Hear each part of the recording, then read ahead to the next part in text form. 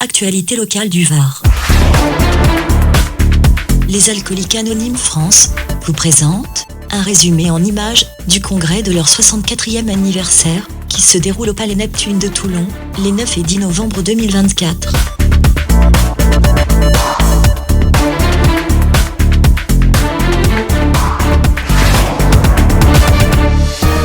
Bienvenue au Palais Neptune de Toulon pour le congrès des alcooliques anonymes, mais pas invisibles. Et maintenant, place à l'actualité.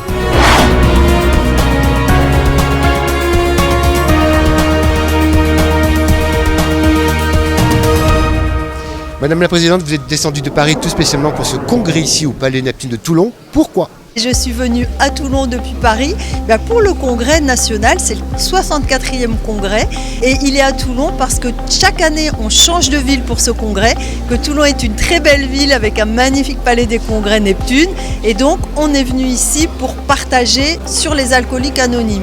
Notre but c'est de les faire connaître au maximum de gens, tout simplement parce que les alcooliques anonymes ça sauve des vies, ça sauve des familles et puis l'autre but aussi c'est de faire se rencontrer les alcooliques anonymes de toute la France de manière à faire un esprit de groupe. Vous étiez tout à l'heure en plateau, j'ai aperçu ou j'ai senti une émotion qui vous a submergé. Pourquoi ?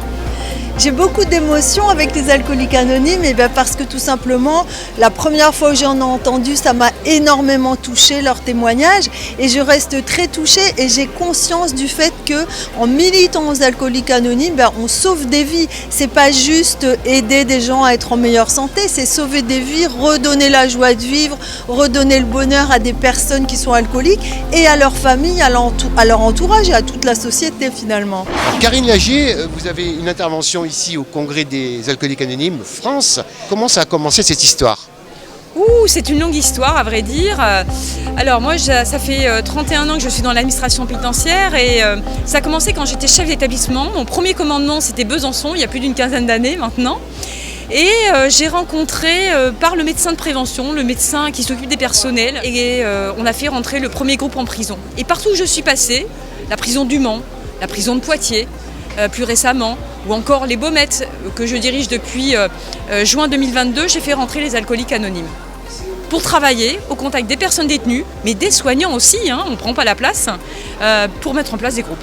Vous avez des résultats dans les prisons ? Dans toutes les prisons où je suis passée, les groupes sont restés. À l'exception des bénévoles que l'on a pu perdre entre-temps, pour des raisons évidemment liées à leur engagement des bénévoles.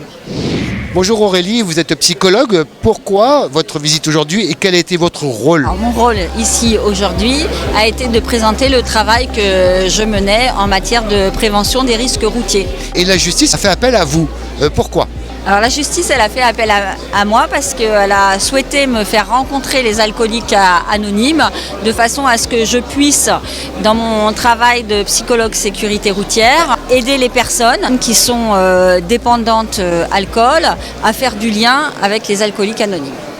Donc je suis médecin et coordinatrice en éducation thérapeutique du patient et à ce titre, j'ai rencontré les alcooliques anonymes dans la pratique pour l'accompagnement des patients et ils m'ont demandé d'intervenir aujourd'hui pour donner mon témoignage. Nous les professionnels et les patients qui ont les mêmes problèmes, pouvoir ensemble accompagner toutes ces personnes-là. C'est très important, c'est le partenariat patient et nous développons ça au niveau de la médecine pour pouvoir être beaucoup plus efficace. Pierre, votre visite aujourd'hui, pourquoi ?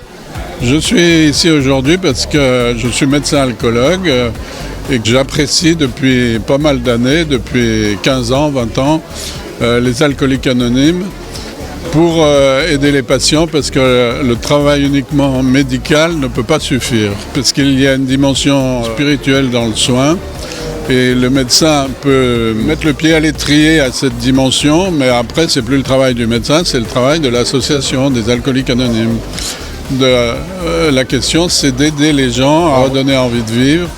Et comme je le disais tout à l'heure, c'est pour quelle vie ils veulent guérir, pour quel accomplissement.